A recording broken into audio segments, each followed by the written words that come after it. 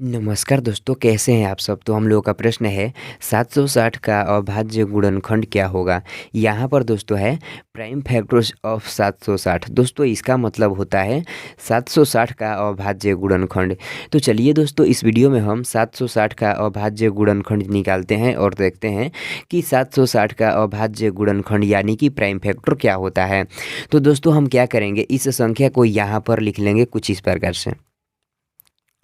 अब क्या करेंगे दोस्तों, इस संख्या को अभाज्य संख्या से कटाएंगे और पूरी तरह से कटा देंगे।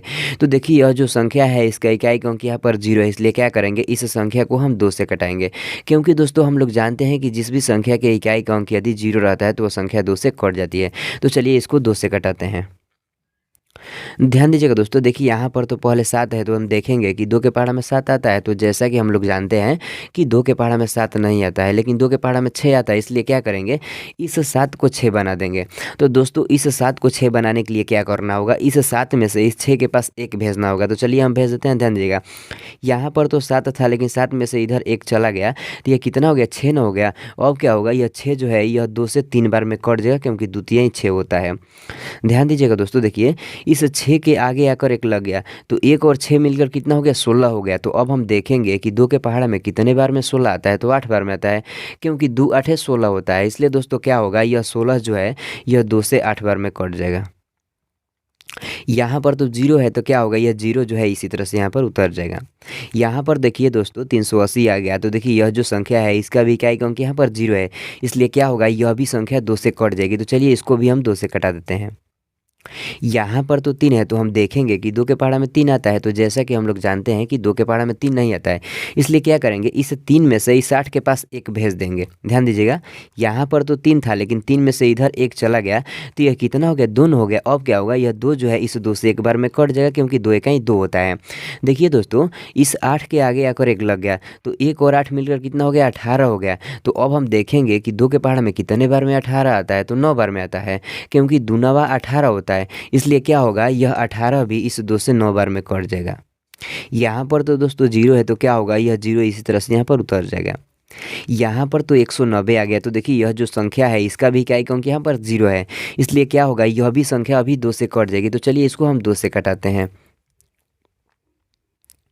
ध्यान दीजिएगा दोस्तों, देखिए यहाँ पर तो पहले 1 है, तो देखिए 1 जो है यह 2 से छोटा है, इसलिए क्या करेंगे, इस 9 को भी ले लेंगे।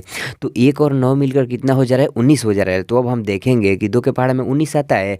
तो जैसा कि हम लोग जानते हैं कि 2 के पहाड़ा में 19 नहीं आता है, लेकिन 18 आता है, इसलिए हम क्या करेंगे, इस 19 को 18 बना देंगे। तो इस 19 को 18 बनाने के लिए क्या करना होगा, इस 19 में से इस 0 के पास 1 भेजना होगा। तो चलिए हम भेज देते हैं। ध्यान दीजिएगा, यहाँ पर तो 19 था, लेकिन 19 में से इधर 1 चला गया, तो यह कितना हो गया, 18 हो गया। अब क्या होगा, यह 18 जो है यह 2 से 9 बार में कट जाएगा, क्योंकि 2 9 18 होता है। देखिए दोस्तों, इस 0 के आगे आकर 1 लग गया, तो 1 और 0 मिलकर कितना हो गया, 10 हो गया।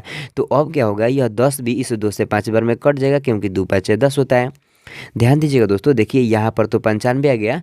तो देखिए यह जो संख्या है इसका इकाई अंक यहाँ पर 5 है, इसलिए क्या होगा, यह संख्या 5 से कट जाएगी। तो चलिए इसको हम 5 से कटा देते हैं। देखिए दोस्तों, यहाँ पर तो पहले 9 है, तो हम देखेंगे कि 5 के पहाड़ा में 9 आता है। तो जैसा कि हम लोग जानते हैं कि 5 के पहाड़ा में 9 नहीं आता है, इसलिए क्या करेंगे, अब देखेंगे कि 5 के पहाड़ा में 9 से कम कोई अंक आता है, तो हाँ आता है, 5 आता है। कितने बार में, 1 बार में, क्योंकि 5 कहीं 5 होता है। इसलिए हम क्या करेंगे, इस 9 को 5 बना देंगे। तो इस 9 को 5 बनाने के लिए क्या करना होगा, इस 9 में से इस 5 के पास 4 भेजना होगा। तो चलिए हम भेज देते हैं। ध्यान दीजिएगा, यहाँ पर तो 9 था, लेकिन 9 में से इधर 4 चला गया, तो ये कितना हो गया, 5 हो गया। अब क्या होगा, यह 5 जो है इस 5 से 1 बार में कट जाएगा, क्योंकि 5 कहीं 5 होता है। देखिए दोस्तों, इस 5 के आगे 4 लग गया है, तो 4 और 5 मिलकर कितना हो जाएगा, 45 हो जाएगा। तो अब हम देखेंगे कि 5 के पहाड़ा में कितने बार में 45 आता है, तो 9 बार में आता है, क्योंकि 5 9 45 होता है। इसलिए क्या होगा, यह 45 भी इस 5 से 9 बार में कट जाएगा।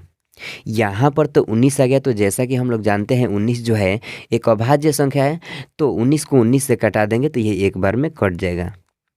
देखिए दोस्तों, 760 जो है इसको यहाँ पर हम लिखे हुए थे, इसको पूरी तरह से हम अभाज्य संख्या से कटा लिए हुए हैं।